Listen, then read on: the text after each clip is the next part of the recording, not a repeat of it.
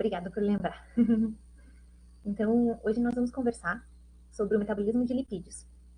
Os lipídios, eles são caracterizados por serem biomoléculas que apresentam uma baixa solubilidade em água e uma alta solubilidade em solventes orgânicos, como, por exemplo, éter, clorifórmio, álcool, cetonas. E a composição química básica de um lipídio são átomos de carbono, hidrogênio e oxigênio, sendo que a maior quantidade que está presente no lipídio são os carbonos e os hidrogênios. Os lipídios eles têm um grande valor energético, porque como eles não estão associados à água, têm uma baixa solubilidade à água, eles conseguem uma maior concentração de energia por peso. Então, por exemplo, vocês podem observar aqui que 1 grama de lipídio, quando queimado totalmente, ele fornece 9,45 quilocalorias. Entretanto, quando a gente observa, por exemplo, o carboidrato, 1 grama de carboidrato, quando queimado, gera apenas 4,1 quilocaloria. E a proteína também, 1 grama de proteína gera somente 5,6 quilocalorias. Assim, a gente considera que os lipídios podem ser 2,25 vezes mais energéticos do que as proteínas e os carboidratos. Bom, nós podemos classificar os lipídios em duas partes. Aqueles lipídios associados ao glicerol e os não associados ao glicerol.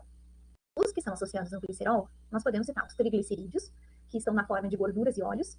E a gente pode, sempre que a gente pensa em gorduras e óleos e em triglicerídeos, a gente lembra que eles são uma reserva, né? Então eles vão participar do armazenamento de energia. E nós temos também os fosfolipídios. Os fosfolipídios, eles vão participar da estrutura de membrana das células.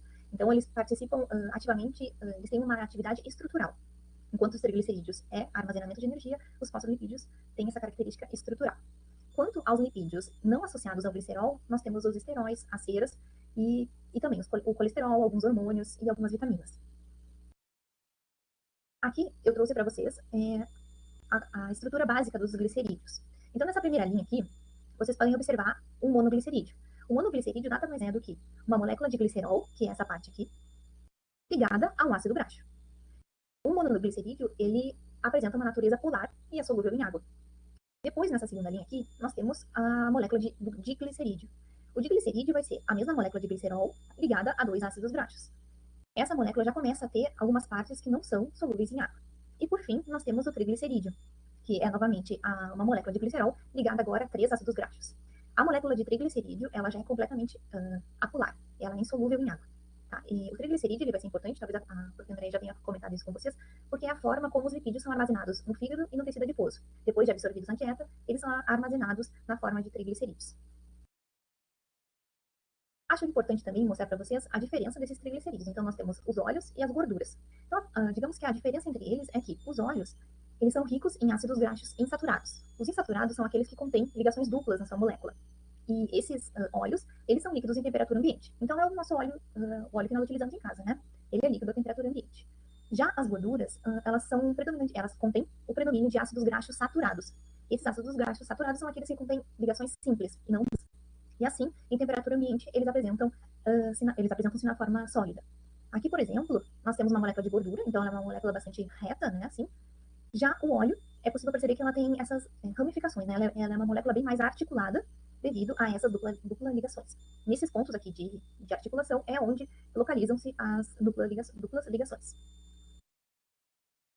Também é importante que vocês vejam como é a estrutura de um ácido graxo, né? Então, como eu mostrei lá no triglicerídeo, que é uma molécula de glicerol ligada a 3 cadeias de ácidos graxos, os ácidos graxos são várias cadeias de hidrocarboneto e ácido carboxílico. E ele tem uma estrutura que é chamada de anfipática. Estrutura anfipática é quando nós temos uma porção que vai ser hidrofílica, ou seja, ela tem afinidade pela água, uma parte polar, e uma parte que é hidrofóbica, ou seja, ela tem aversão à água, ela é apolar. Então, os ácidos graxos, eles sempre vão ser caracterizados por terem uma porção polar, que consegue reagir com a água, e uma parte apolar, que é essa cadeia aqui, que ela não reage com a água. Nesse caso aqui, nós temos um ácido graxo saturado, como eu comentei, que tem somente ligações simples na sua estrutura, e aqui um ácido graxo insaturado, que tem a ligação dupla. Então, bem no ponto que eu comentei, que ocorre essa articulação. Essa estrutura anfipática, ela é bastante importante depois nas membranas, né? Então, vai ter nas membranas é importante que esses ácidos graxos estejam na forma de fosfolipídios e que nós tenhamos uma porção que vai estar em contato com a água, então essa cabeça aqui hidrofílica, e outra porção que não vai estar em contato com a água, que seria essa daqui. Aqui é uma imagem para vocês verem a quantidade de ácidos graxos que nós temos disponíveis, né? E esses ácidos graxos, eles vão ser diferenciados pelo número de carbonos, aqui, e também pelo número de ligações duplas e a posição dessas ligações duplas. Eu já explico para vocês. Nesse slide aqui, eu quero mostrar mais ou menos como é que funciona isso. É importante que vocês entendam essa nomenclatura e o que ela significa, tá? Então, muitas vezes, em algum trabalho, assim, vocês podem encontrar essa nomenclatura. Então, eles normalmente apresentam um número inicial, 2 pontos e um outro número. E, além disso, muitas vezes apresentam um delta e mais outros números. Isso indica o quê? Isso vai indicar qual ácido graxo nós estamos nos referindo. Então, por exemplo, esse primeiro número aqui, o 18, ou qualquer outro número que seja, ele vai nos indicar o número de carbonos presentes no ácido graxo. 2 pontos. O número seguinte, ele vai indicar o número de insaturações, então o número de ligações duplas presente na molécula de ácido graxo.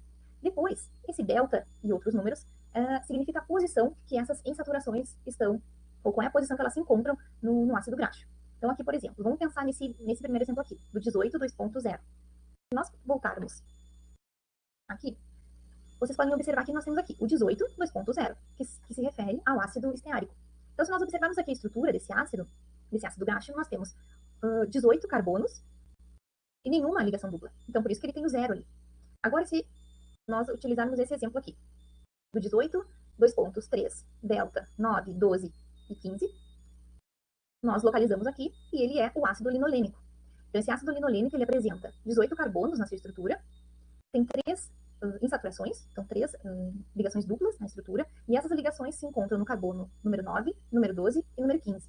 Então, se vocês depois, durante o estudo, quiserem contar aqui os carbonos, vocês vão ver que realmente isso acontece. Então, aqui nós temos 1, 2, 3, vai ser no carbono 9, no carbono 12 e no carbono 15.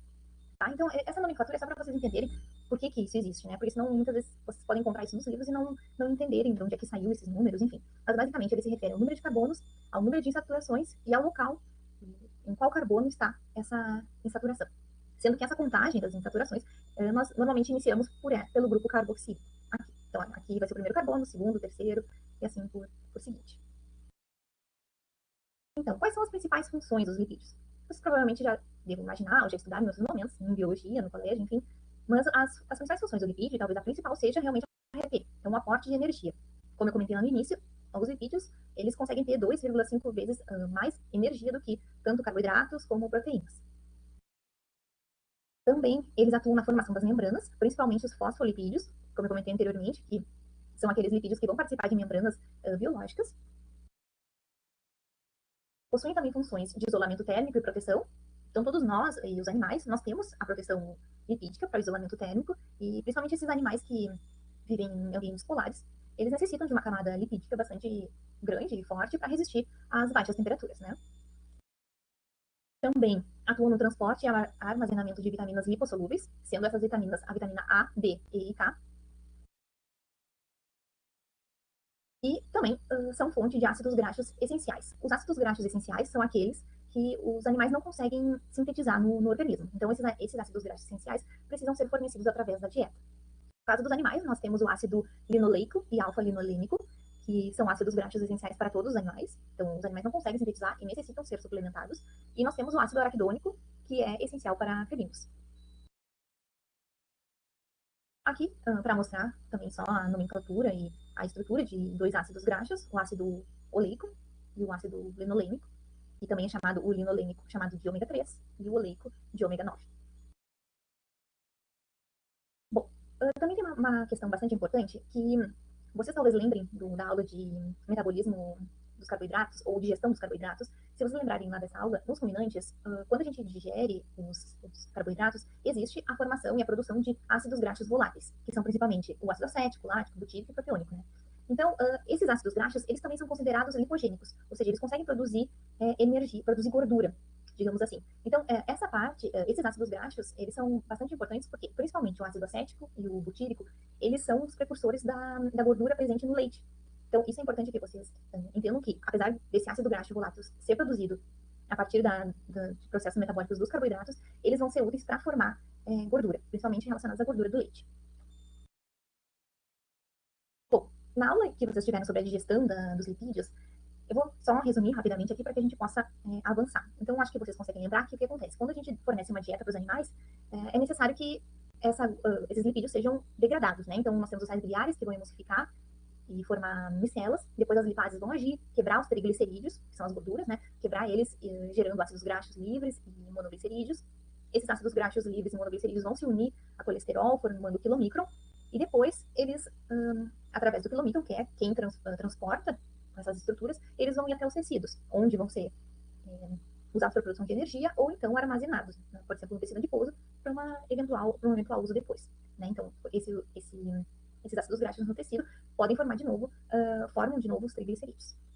Mas, além desses ácidos graxos vindos da dieta, nós temos como sintetizar ácidos graxos do organismo. E esses ácidos graxos são provenientes, e essa produção de ácidos graxos vem a ser proveniente do metabolismo de carboidratos, aminoácidos lipogênicos e de gorduras. Tá? O que acontece? Nesses metabolismos, muitas vezes, o produto final é o acetil-CoA, e depois esse acetil-CoA vai ser útil para gerar novos ácidos graxos. Vocês vão entender, daqui a pouco tem um esquema, então acho que fica melhor de ser compreendido. Mas é importante que vocês entendam que a biossíntese de ácidos graxos dentro do organismo, ela sempre é feita de 2 em 2 carbonos, como aqui diz, sempre de 2 em 2 carbonos. Assim como a degradação, depois vocês vão ver, a degradação é feita também, retirando 2 em 2 carbonos.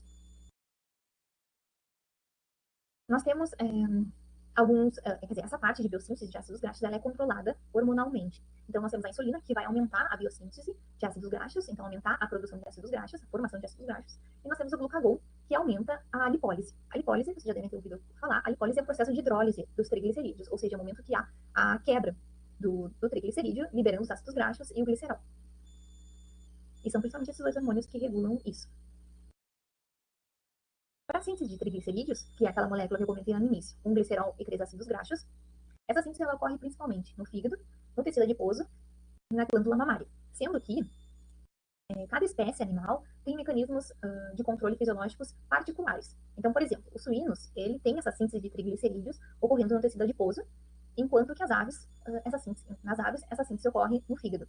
Já nos ruminantes, essa síntese pode ocorrer tanto no fígado como no tecido adiposo. Aqui ficou cortado, mas eu não sei porque. Eu acho que na apresentação que a professora, nos slides que a professora coloca lá, tá normal, só que eu não sei por que ficou, mas enfim.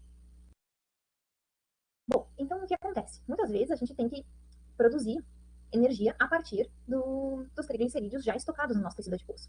O tecido adiposo, ele é composto por, principalmente, triglicerídeos.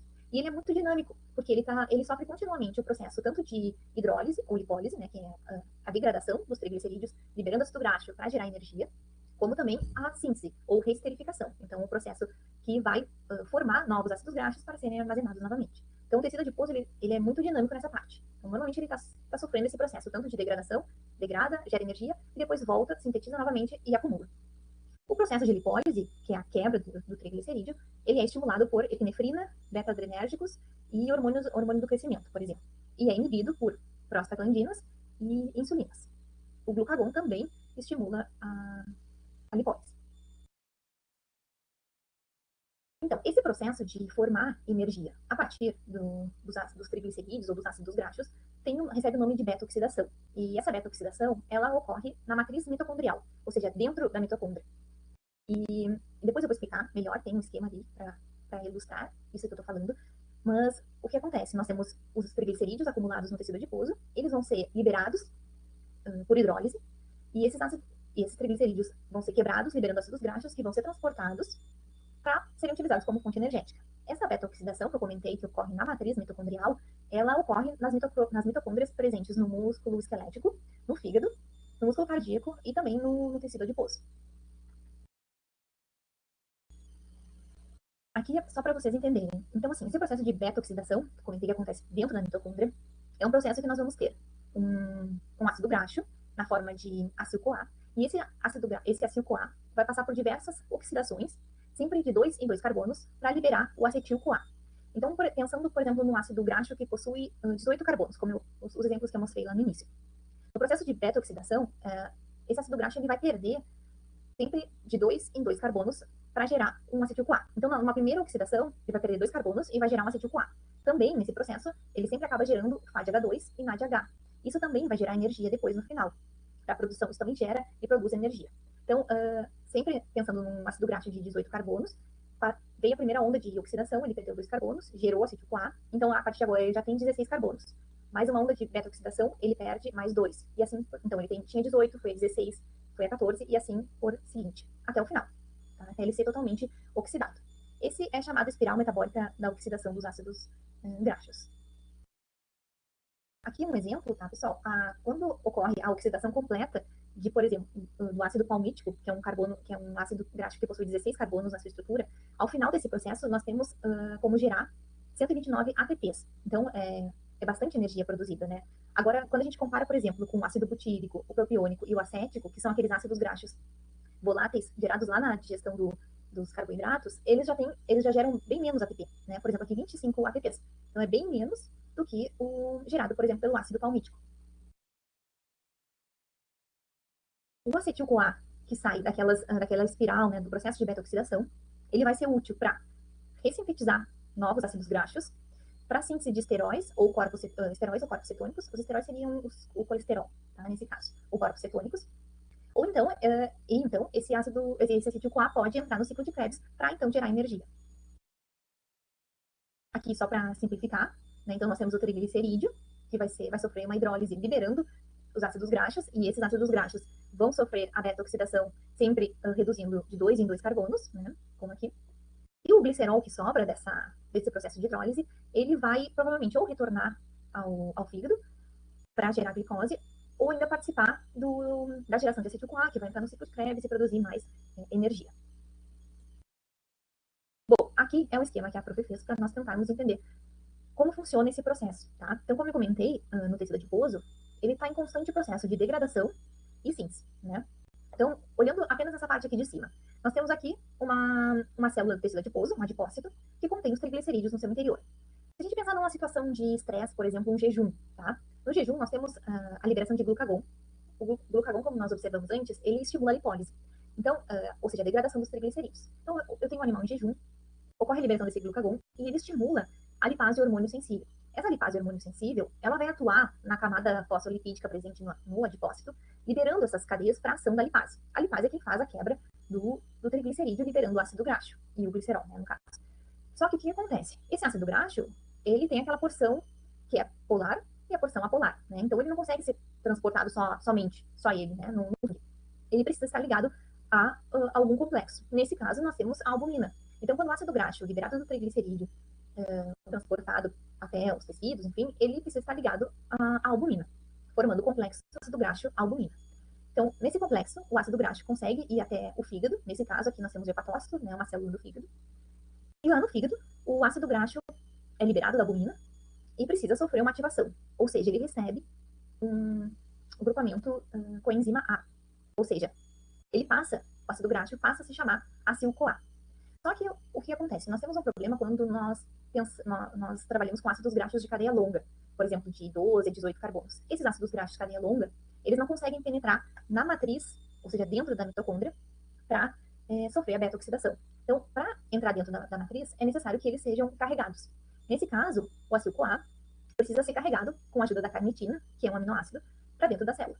Ela consegue fazer esse processo de transporte do acil-CoA, do citosol, né, do citoplasma, para dentro da matriz mitocondrial. Então, o acil-CoA se liga na carnitina, formando o complexo acil-carnitina. Eles penetram na matriz, e dentro da matriz a carnitina libera o acil-CoA. Esse acil-CoA é o que vai sofrer os processos de bioxidação, formando a acetil-CoA. Tá? Então, nós temos todas aquelas voltas da beta-oxidação produzindo acetil-CoA a partir do acetil. Esse acetil-CoA produzido aqui, na beta-oxidação, ele vai servir para ir para o ciclo de Krebs e produzir energia, que é o que a gente gostaria, né? Que é o que a gente espera por isso que a gente degradou o triglicerídeo para produzir energia. Só que o que acontece? Muitas vezes ocorre uma saturação do ciclo de Krebs, falta oxalacetato, enfim, que é necessário para que ocorra, para que o acetil-CoA consiga entrar no ciclo de Krebs. E essa saturação faz com que uma boa parte, um pouco de acetil-CoA seja encaminhado para a produção de corpos cetônicos. Não sei se a prof já explicou para vocês os corpos cetônicos, mas talvez vocês vejam isso quando ela falar dos distúrbios metabólicos, enfim.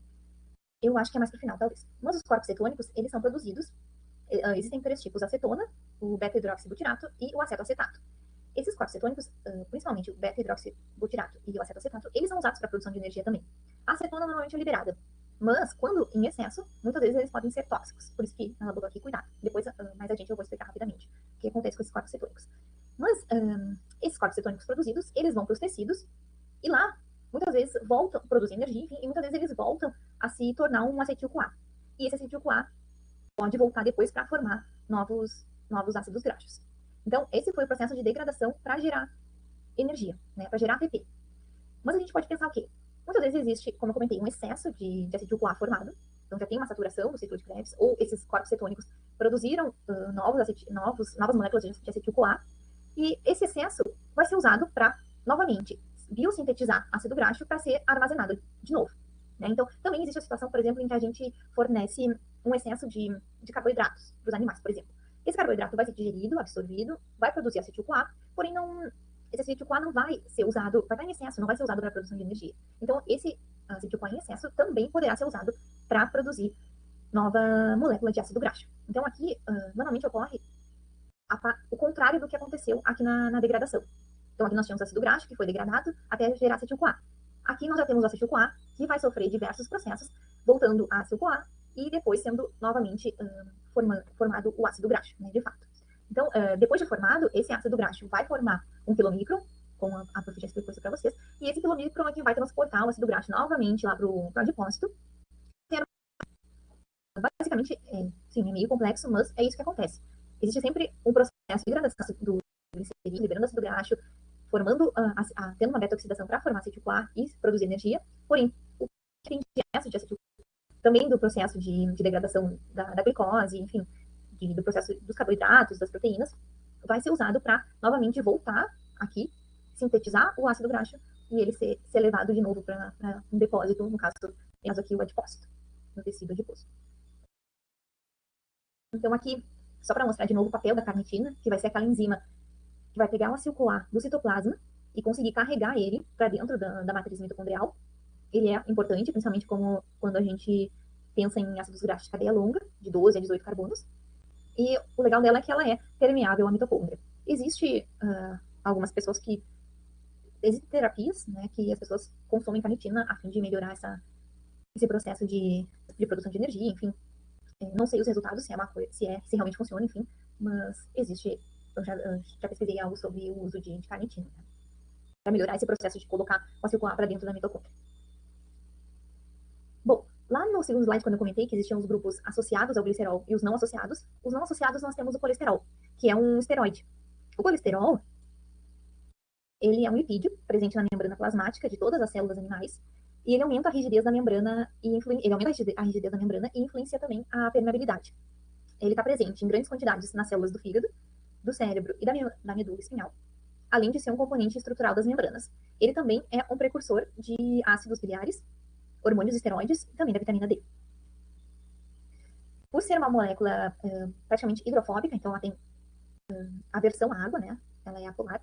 O colesterol é insolúvel no sangue e para ele ser transportado no sangue, ele precisa estar ligado a lipoproteínas. No caso, nós temos o LDL e o HDL. Provavelmente vocês já escutaram falar sobre esses dois, porque essas duas lipoproteínas são bem relacionadas à saúde humana também, né?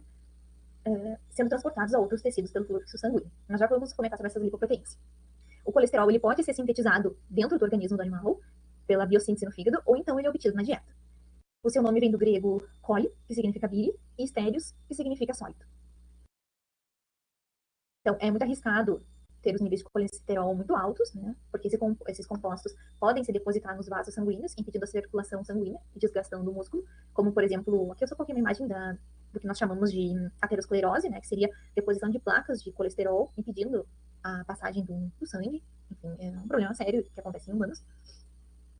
E a biossíntese do colesterol, ou seja, a produção ou não dele no organismo, ela é regulada principalmente por feedback negativo. Então, por exemplo, se nós consumimos muito colesterol, no nosso organismo não vai ocorrer uma diminuição da biossíntese. E o contrário é verdadeiro. Então, quando a gente consome mais de colesterol, quer dizer, quando nós consumimos pouco colesterol, vai ocorrer um aumento da biossíntese no organismo. E essa biossíntese ela é feita a partir do acetil-CoA também. Então, no fim, o acetil-CoA ele participa de diversas reações, né? Tanto no ciclo de Krebs como também para formar outros compostos. A excreção do colesterol pode ser pelas fezes, ou então ela é feita pela via dos sais biliares. Então, os sais biliares são o principal produto da degradação do colesterol, mas ocorre grande reabsorção dos sais biliares, através da circulação enterohepática. Então, 98% dos sais biliares normalmente são reabsorvidos no organismo. Aqui para mostrar para vocês as lipoproteínas.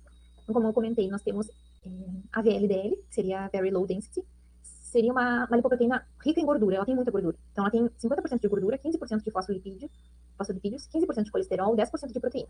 Ela basicamente transporta os triglicerídeos do fígado para os tecidos periféricos. Depois nós temos a LDL, que seria a Low Density, que ela tem 45% de colesterol, 23% de proteína, 20% de fosfolipídios e 10% de triglicerídeos. Ela leva o colesterol para os tecidos, para serem armazenados nos tecidos, e por isso que ela é considerada o colesterol ruim, né? Quando a gente pensa na saúde humana, enfim, tudo, o LDL é a lipoproteína ruim, o colesterol ruim. Depois nós temos o HDL, que seria a lipoproteína de alta densidade. Então, essa lipoproteína ela já é composta por uma grande quantidade de proteína, e não tanto de colesterol e triglicerídeos. Ela remove o colesterol dos tecidos, e por isso que ela é chamada de colesterol bom, né? Porque a nossa composição ela tem bem mais proteína do que colesterol e triglicerídeos, além de retirar o colesterol dos tecidos. E por fim, nós temos os quilomicrons, que é a forma pela qual a gordura entra na corrente sanguínea e também na corrente linfática, né? Então, como lá na absorção e digestão dos lipídios, é a estrutura que vai carregar os ácidos graxos através da corrente sanguínea. Aqui eu trouxe só uma imagem para vocês verem a diferença de tamanho das lipoproteínas, o quilomicron, depois a VLDL, LDL e HDL. A HDL é bem pequena. E aqui a composição delas, como a gente já comentou ali. O HDL, que seria o colesterol bom, né? Ela é composta assim, em grande quantidade por proteínas. Já a LDL tem uma alta quantidade de colesterol, a VLDL de triglicerídeos, e o quilomicron tem também de uma alta concentração de triglicerídeos. Bom, como eu havia comentado lá na parte da produção de energia, que quando está em excesso ele pode produzir os corpos cetônicos, aqui eu só vou passar rapidamente para mostrar que esses corpos cetônicos ou cetonas, quando produzidos em excesso, eles podem provocar algumas desordens metabólicas, como, por exemplo, a cetose. A cetose é uma desordem que ocorre em bovinos, normalmente depois do parto, quando eles estão em balanço energético negativo, por exemplo, no qual esses animais produzem muitos corpos cetônicos que são tóxicos. Então, ele diminui o apetite, diminui a produção de leite e pode desenvolver até sintomas neurológicos em função do excesso desses corpos cetônicos. Quando não estão em excesso, né, esses corpos cetônicos, eles são fonte de energia e podem ser usados tanto pelo músculo esquelético como pelo cérebro. Então, às vezes, quando a gente tem um estado de jejum, existe a produção desses corpos cetônicos e são os corpos cetônicos que vão ser usados como energia para o cérebro. Quando a gente pensa em gordura, a gente sabe que as gorduras são bem suscetíveis a reações, né? Então, tem algumas alterações que podem acontecer nas gorduras, e dentre estas, nós podemos citar a rancidez oxidativa e a rancidez hidrolítica. A rancidez oxidativa ocorre em formação de peróxidos, cetonas, aldeídos, que diminui o valor energético dos alimentos e piora também a palatabilidade da ração, por exemplo. Já a rancidez hidrolítica, os micro-organismos fazem uma hidrólise. A hidrólise nada mais é do que a lipólise, que é a quebra do triglicerídeo. Presença de ácidos graxos livres, não necessariamente oxidados. Eu já vou explicar melhor isso. Então, no caso da rancidez oxidativa, também chamada de oxidação, peroxidação ou até oxidação lipídica, essa rancidez oxidativa ocorre principalmente nos ácidos graxos insaturados. E ela é dividida em 3 etapas. Então, nós temos a etapa de iniciação, que é bastante lenta, depois a etapa de propagação, que é a mais rápida, e por final, terminação. Então, o que acontece? Ficou bem ruim, desconfigurou bastante, mas nos slides que está carregado no Moodle, eu sei que tá normal, tá, pessoal? Então, o que acontece? Na primeira etapa, ocorre uma perda de hidrogênio, então é retirado hidrogênio, e isso forma radicais livres. E esses radicais livres acabam se ligando ao oxigênio, formando o radical peróxido. Esse radical peróxido, na parte depois de propagação, né, que seria a segunda etapa, ele começa a atacar os demais ácidos graxos presentes na estrutura, nos triglicerídeos e nas gorduras, e isso vai passando de ácido graxo saturado para ácido graxo. Isso é um efeito cascata, né? E até muitas vezes acometer todos os ácidos graxos. Mas esse efeito ele consegue só ser parado, né, com a ação de um antioxidante. Que esse antioxidante vai doar o hidrogênio, que foi perdido aqui no início, e assim ele não consegue continuar esses processos de oxidação. Então, aqui, só para tentar mostrar, nós temos o nosso triglicerídeo, o nosso ácido graxo insaturado, né, com as ligações duplas aqui. Ocorre a perda de hidrogênio e entrada de oxigênio, assim formando os peróxidos, ou hidroperóxidos. E esses hidroperóxidos, eles produzem os chamados aldeídos, cetonas, álcool e também hidrocarbonos. E isso pode ser, por muitas vezes, tóxico aos animais. Tá? Isso é importante vocês lembrarem. Pode ocorrer a produção desses peróxidos, hidroperóxidos que são tóxicos. Só que aí nós temos, claro, como eu comentei, o que pode frear esse processo de oxidação, de gasificação oxidativa, são os antioxidantes. Nós temos diversos antioxidantes, tanto sintéticos quanto naturais, e o antioxidante, ele vai doar um oxigênio, para que não ocorra aquela perda lá no início, formando radical livre, enfim. E essa é a principal função dele, né? Normalmente ele doa o hidrogênio para evitar essa primeira etapa de processo de oxidação. Existem outros tipos de antioxidantes que ajudam a não deixar o oxigênio se ligar, né? Que seria a segunda etapa, ali a primeira etapa de oxidação. Então, esses antioxidantes basicamente trabalham nessa parte do hidrogênio e do oxigênio. Aqui é a estrutura dos antioxidantes que nós temos, né? Eles normalmente têm esse anel aqui. E um dos principais, mais conhecidos antioxidantes que nós temos são o BHA e o BHT. Eles são usados, por exemplo, na nutrição de frangos e suínos. Que é o que eu mais conheço, né? Que eu sei que eu já vi trabalhos com isso. Então, as consequências da rancidez oxidativa são a produção de hidroperóxidos, que vão ser convertidos a cetonas, aldeídos, e isso diminui o valor energético, diminui a palatabilidade dos alimentos, tanto através de odor e sabor, e ainda forma esses compostos tóxicos, que, como, por exemplo, acetonas, aldeídos, enfim. Né? Isso que não é o desejado dos animais. Outro problema dessa oxidação lipídica é que ela consiste na reação do malonaldeído com aminas secundárias, formando as nitrosaminas, que são agentes cancerígenos. Também, dessa mesma forma, não é o que nós desejamos aos animais, né? Não é nosso desejo fornecer uma ração que contém essa oxidação e esses compostos que vão causar doenças, enfim. Não é o nosso foco. Nós temos, então, também a rancidez hidrolítica. A rancidez hidrolítica nada mais é do que a hidrólise lá causada pela lipase. Então, ela resulta da ação de micro-organismos que liberam enzimas que vão atuar sobre os óleos ou gorduras, causando uma hidrólise simples. Então, ela vai pegar, por exemplo, o triglicerídeo, que está lá na dieta do animal, na ração, por exemplo, e vai quebrar esse triglicerídeo, já liberando o glicerol, o monoglicerídeo, o ácido graxo e o diglicerídeo. Isso acontece dentro do nosso organismo, né? Mas nessa situação de rancidez hidrolítica, ela vai acontecer nos alimentos. Eu estava dando uma olhada nessa rancidez, essa quebra já, por exemplo, num óleo que vai ser usado para consumo humano, vai causar um problema, por exemplo, nas frituras, enfim, mais voltado para a estrutura mesmo do óleo, né? Aqui só para mostrar como que é feito também esse processo da lipase, né, lá no nosso organismo, que é bem semelhante a essa hidrólise e essa oxidação hidrolítica, a acidez hidrolítica. Então, ocorre a quebra pela lipase, liberando os ácidos graxos livres e aqui o monoglicerídeo com glicerol. Esse processo de hidrólise ela é bem semelhante. Alguns ácidos graxos produzidos e liberados pela hidrólise são desejáveis, como por exemplo no queijo gorgonzola. Ele sofre durante a maturação, o processo de hidrólise, e libera alguns ácidos que vão gerar o cheiro e o sabor bem característico, né, desse queijo, por exemplo, do queijo gorgonzola. Em outros casos, nós temos a produção do ácido butírico. Esse ácido butírico, ele é um cheiro preferido de leitões, então é um cheiro desejável até quando acontece.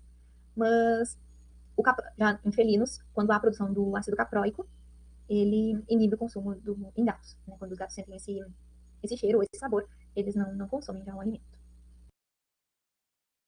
Bom, voltando ao aspecto dos antioxidantes, nós temos, e como melhorar esse processo de rancificação e de alteração das gorduras, nós temos alimentos funcionais. E os alimentos funcionais, eles são alimentos ou ingredientes que têm um impacto positivo na saúde do indivíduo, no desempenho ou no bem-estar emocional, em adição a um valor nutritivo. Então, como eu comentei, nós temos, além dos antioxidantes sintéticos, como BHT e BHA, nós temos extratos, também antioxidantes naturais. Então, extratos de plantas aqui sugeridos como antioxidantes, nós temos os tocoferóis, ou vitamina E, alecrim, carotenoides, ricos em vitamina A, flavonoides, aveia, chá, gengibre, entre esses aqui, alho, sálvia, cravo da Índia, orégano e tomilho.